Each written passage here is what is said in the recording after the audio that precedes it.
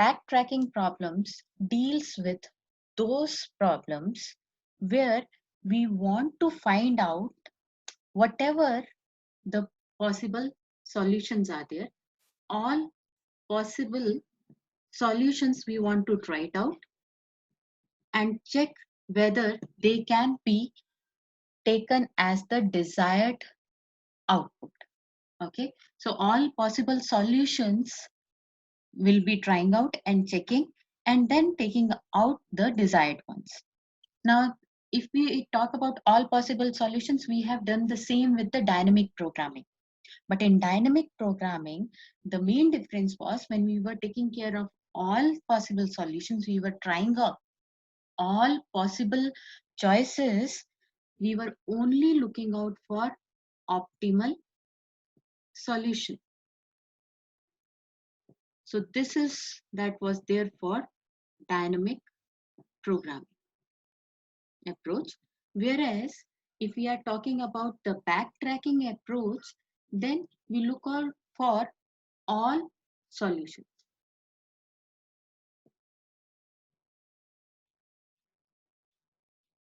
And when we say we are looking out for all solutions, what we are saying is there is a set of possible choices that you can have, and from that we are going to find out the whatever are the possible ones where the solution should satisfy some constraint or a condition. So that condition that should satisfy is actually known as a bounding function in backtracking. So before we move into the depth of the complete backtracking, let's understand few of the terminologies. Yes, so there is some kind of a criteria, function or a condition, yes, that we call as a bounding function. And the principal idea of backtracking is to construct a solution. Yes, one or more solution. One or more solutions where we choose one component or one option at a time and evaluate it, that is evaluate to the bounding function, and if that particular one option is satisfying the bounding function, then this option is taken. Else, if this is not satisfying, then it is not taken. Yes, then it is not taken, and then we consider the second option. If this is taken, we move to the sub-second option, and if that sub-second option satisfies the bounding function, yes, then this is also taken and it is moved towards the next level. If this does not follow the bounding function, in that case, it is backtracked to the previous option which was taken, and then you make a choice for the third sub option. I hope this is clear.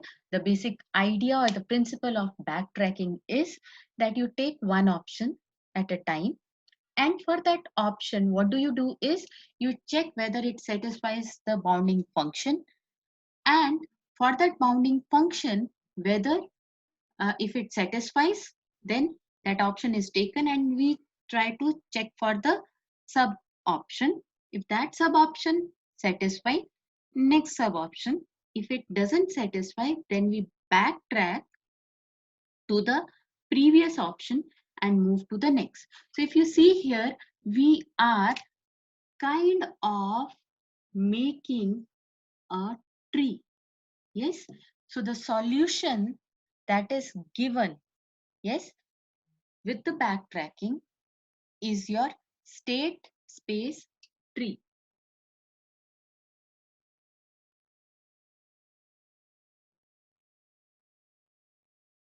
Backtracking is implemented by constructing a state space tree.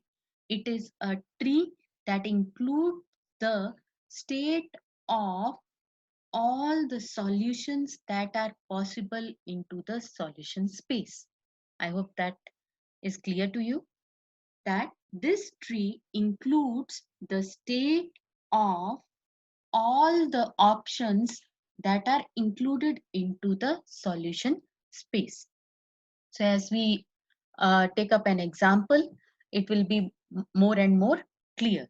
Okay, so one basic example that you will see in many of the books is that there are three students, student 1, student 2 and student 3, and they have to be seated on one bench.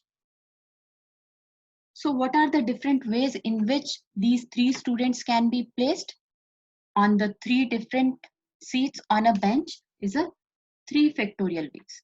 Yes. So when we need to construct the state space tree for this particular problem, okay, we'll start with the node, and node represents the root node represents the initial state. So for us, the initial state is that the bench is empty. Fine. After that, let's say we say that S1 is placed at the first position. So S1 is equal to 1. So if S1 is placed as the first position, S2 can be placed at the second position. Yes. And then S3 can be placed. So we can go on with this option. So S3 can be placed on the third. Then if S3 is placed here, so this is one way of seating. Next is S1 is placed at first, then S2 is placed at the second place. So instead of S2, let's say S3 is placed at the second place, and then S2 is placed at the third place. Fine. So the second place is occupied by S3 and the third place is occupied by S2. So this is one way of sitting. Similarly, you have S2 equal to 1, then S1 equal to 2, S3 equal to 3, or S3 equal to 2 and S1 equal to 3. Yes. So for 1, 2, 3 positions, what are the different ways they can sit? Next is S3 equal to 1. So you have all those different permutations coming into picture. S3 is at 1, S1 is at 2, and S2 is at 3, S2 is at 2, and S1 equal to 3. So all the combinations are there. Now, from these all different possible solutions, let's say we keep a bounding function. Yes, and that bounding function is that the S2 node cannot sit in the middle. S1 and S3 can sit anywhere, but S2 cannot be placed in the middle. So first S1 is there. Whenever S2 comes within the middle, so this one becomes non-promising solution. Yes. So if a particular node is leading to a complete solution where the second place is taken up by S3 or it is taken up by S1, then it is a promising node and it will lead to the solution, complete solution. Whereas if a particular node does not lead to the solution, then we call it as non-promising node. So in that case, this one where we are trying to put S2 equal to 2, this will not give us the solution. S3 equal to 2, it is fine. S1 equal to 2, it is fine. S3 equal to 2, it is fine. S1 equal to 2, it is fine. And S2 equal to 2, it is not fine. Because that is our bounding condition, that S2 should not sit at the second position. Fine. So I hope the concept of state space tree, that means a space which includes the complete state of the space includes the state of the different solutions. So S1, S2, S3 are the objects which needs to be placed, and what is its state? That means S1 is where, S2 is where, and so on. Yes, and with that, root node is always the initial state. In this case, it was the empty bench. And then we have the nodes which are either the promising nodes or the non-promising nodes. And if we have the leaf nodes, yes, so leaf nodes usually either represent the solution that you have found, or they may also include the non-promising dead end. That means the last node, the leaf node, is actually not giving you the solution, and that is called as a non-promising dead end. So starting with the n-queen problem. So n-queen problem states that you have n number of queens that need to be placed on a n cross n chessboard. Okay, so let's say we are working for n equal to 4. We'll talk about n equal to 1, 2, and 3 also later. But let's quickly see what happens with n equal to 4. So for n equal to 4, we are saying we have a 4 queen problem. And for this 4 queen problem, we are saying that we have queen 1, queen 2, queen 3, and queen 4 that need to be placed on 4 by 4 chessboard. So these 4 queens need to be placed on this 4 by 4 chessboard.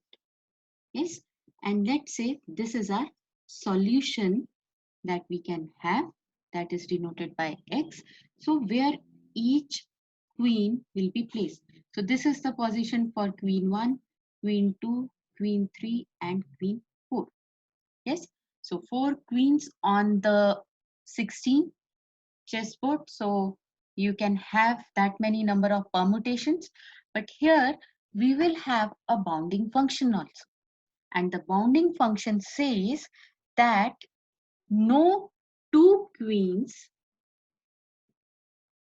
should be in same row, column, or diagonal.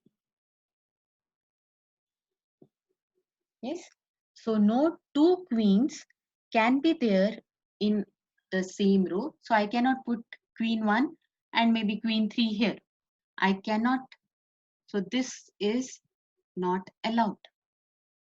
If I have put queen 1 here, I cannot put queen 3 here or here or here. It cannot be in the same column, same row, and the same diagonal. And it applies for all the queens. Okay, so the problem statement is clear that we have the bounding function that goes with this. Now we will solve this simultaneously with the state space tree. So for this state space tree, initially our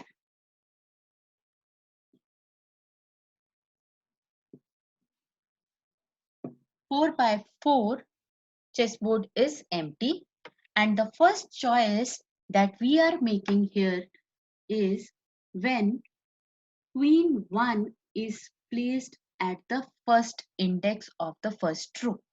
Now in doing this, we have one more condition that says that this queen 1, queen 2, queen 3 and queen 4 are placed in the first, second, third, fourth rows only.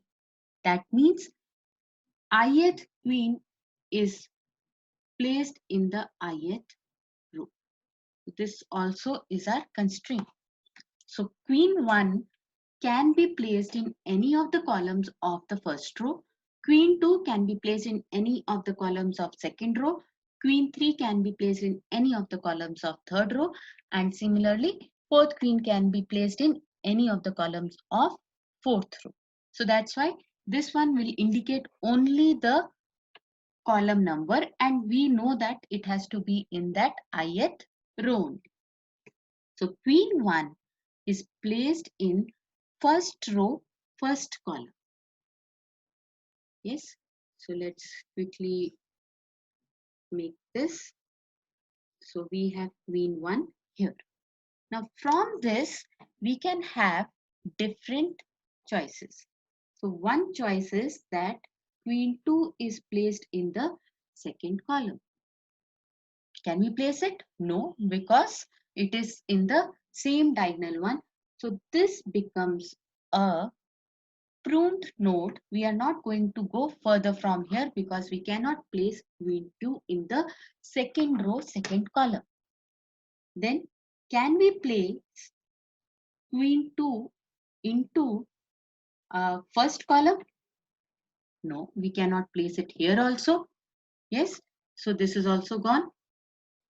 Can we place queen 2 into the third column? Yes.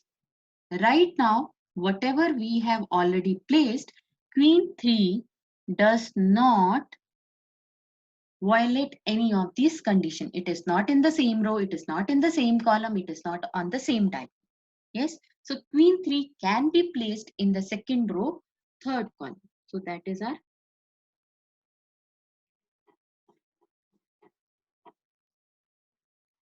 so here is queen 1 and here is queen 2. So once this is there, we have to now check for queen 3. Yes, so for queen 3, can it be placed in first column? No, because 1 is already there. Can queen 3 be placed in second column? No, because if we are placing it in second column, it is going to be diagonal to queen 3. Can we place queen 3 in the third column? No, because again it is going to be in the same column. If queen 4 is made, 3 is made to come into the fourth column of the third row, again it is going to be diagonal with queen 3, so it cannot be placed. So what do? We have placed queen 2 in the third column, and after that we find out we cannot place queen 3. So definitely there is no point of even checking for queen 4. So what we do is we do backtrack. Now if we come here, we have tried with all the possible solutions that are there for queen 2. No, we have checked for 1 and 2 and 3. Now let's check for queen 2 is placed in the fourth column. So if I'm going to put the queen 2 in the fourth column, I again have to check for the different conditions that will be there for the queen 3 to be placed. So I have queen 1 here and I have queen 2 here. So the first one is, can queen 3 be placed in the first column? No, it is diagonal. Can queen 3 be placed in the second column? Yes, queen 3 can be placed in the second column.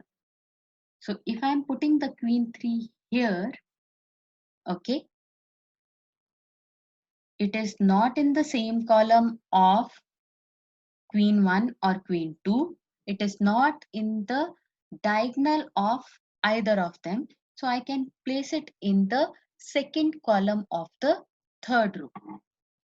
Fine. So I will be, let me just put it up so that we'll try to find out if we can use this solution.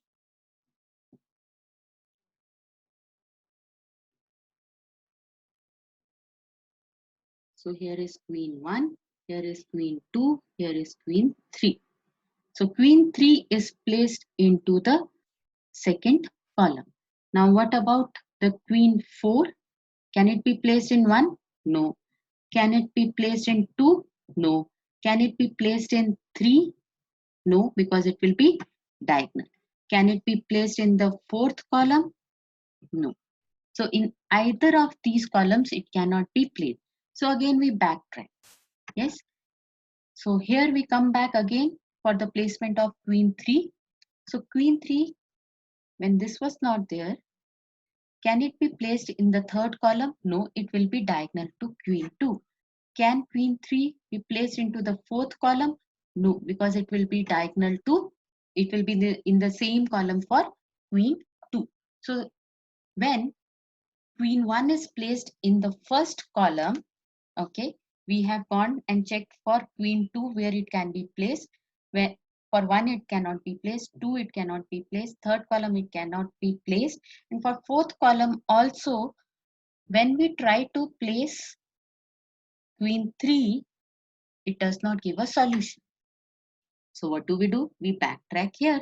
But right now we have checked for all the possible conditions for queen 2. So what do? We backtrack here.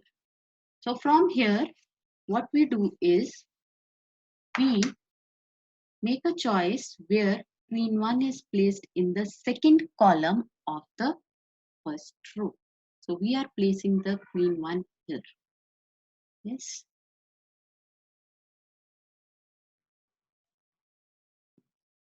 So queen 1 is placed at the second column. So if queen 1 is placed at the second column, can queen 2 be placed in the first column? No, it is diagonal. Can it be placed in the second column? No, because it's the same one. Can it be placed in the third column? No, because again it is diagonal. And the last one is queen 2 can be placed in the fourth column. Yes, it is possible. Yes. So, because in that case, it is not diagonal or in the same column with the queen 1. Yes. So, we have this solution coming up here. So, from queen 1, this is queen 2. Now, we have to check for queen 3. So, queen 3 can be placed in first column? No. Queen 3 can be placed in second column? Yes. There is no other violation with the queen 3 getting placed in the second column. Ma'am, I Yes. have a doubt. Yes, Karthik. Ma'am, in previous step, you had put queen 2 in the second column. No. So you can place queen 3 in the first column. Oh, I'm sorry. Yes.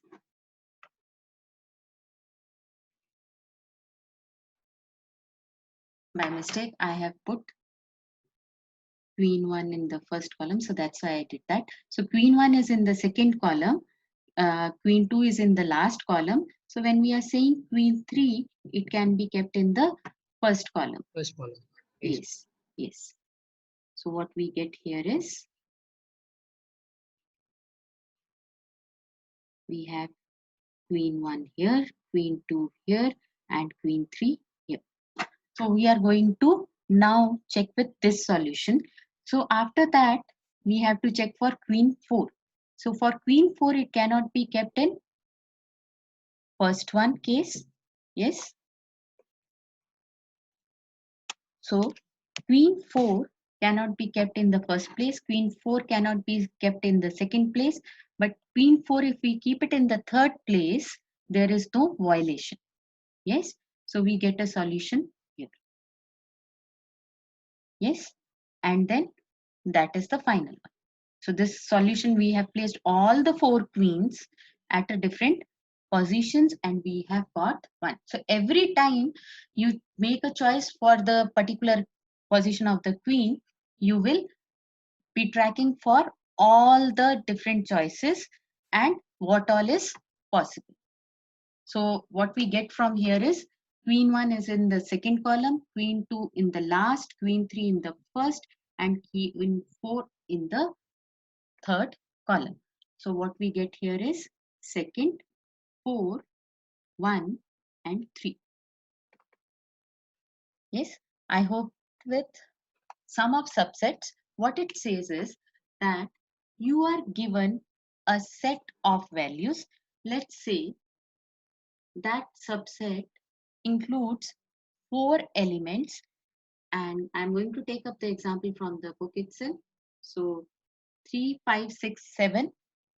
These are the 4 elements that are given to you, and what we need is using these elements, I want to find out the sum of 15. So how I can get the sum of 15 from here is, as we can already see, if I combine 7, 3, 5, 6, it will not give. If I combine 3, 5, 7, yes, in that case it is 15. If I combine 5, 6, 7, it will not give. Yes, so all those combinations will be there.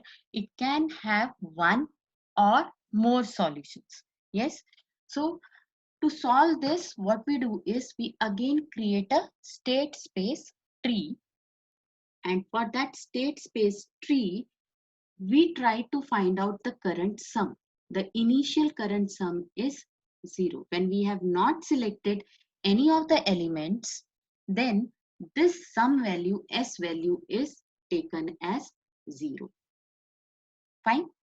Now, for the next element, it can be with the first one. That means we are including 3 with 3 or without 3. So if it is